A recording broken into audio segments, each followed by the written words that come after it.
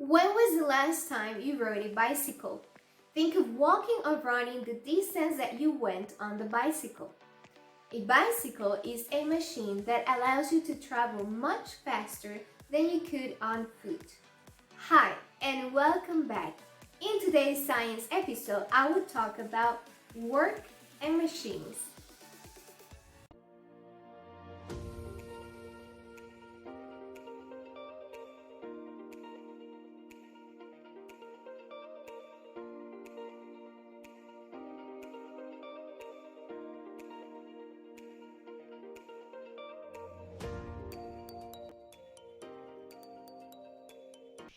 Work and machines.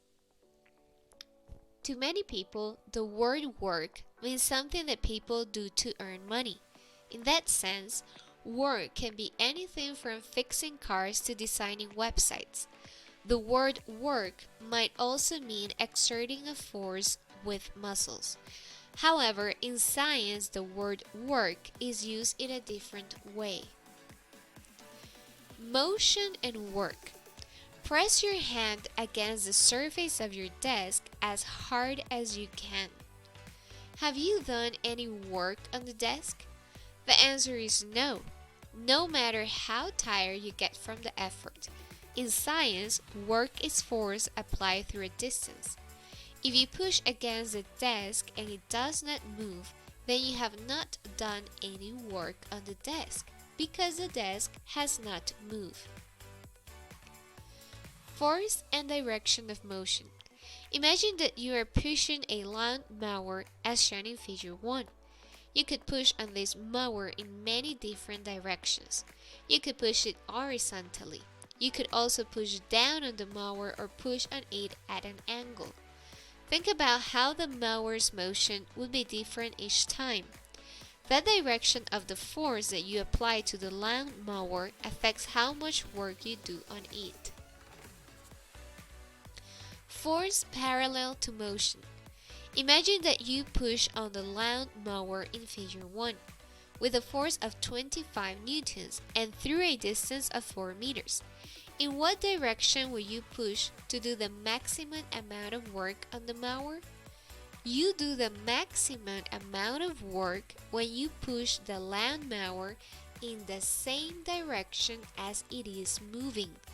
When force and motion are parallel, which means they are in the same direction, work is equal to force multiplied by distance, as you can see in the work equation. The applied force multiplied by distance.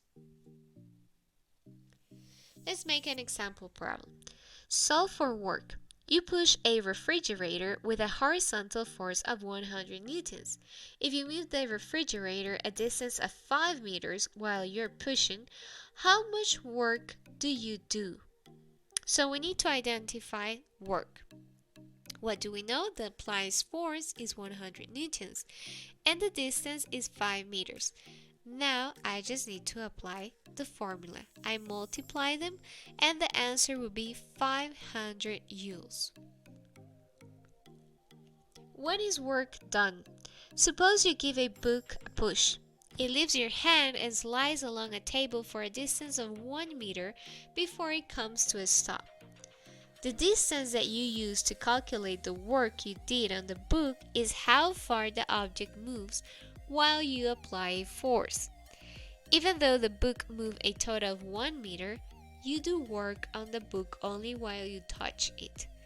You can only do work on an object while you are applying a force to that object. In figure 3, the girl only did work on the softball while her hand was in contact with the softball. Machines. A machine is a device that changes the force or increases the motion from work.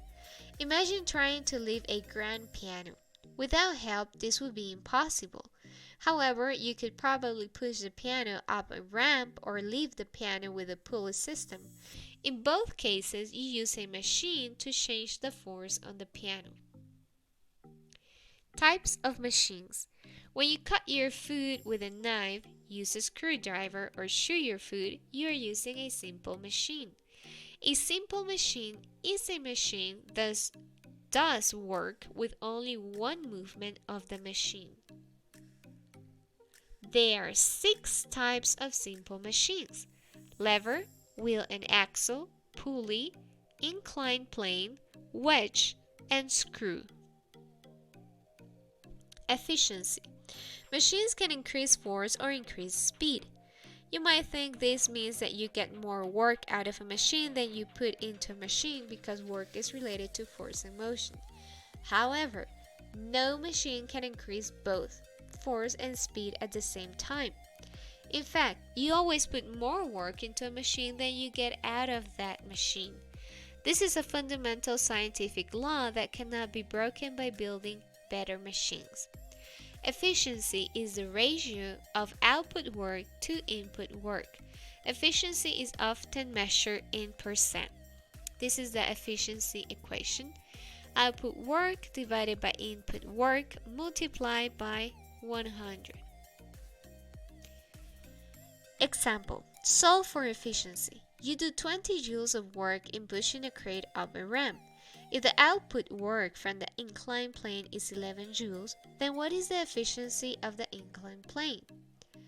So we need to solve for efficiency. We know the work in is 20 joules, the work out is 11 joules. So we divide this and multiply by 100. So the result will be 55%. The work out is about half of the work in, therefore an answer close to 50% is reasonable.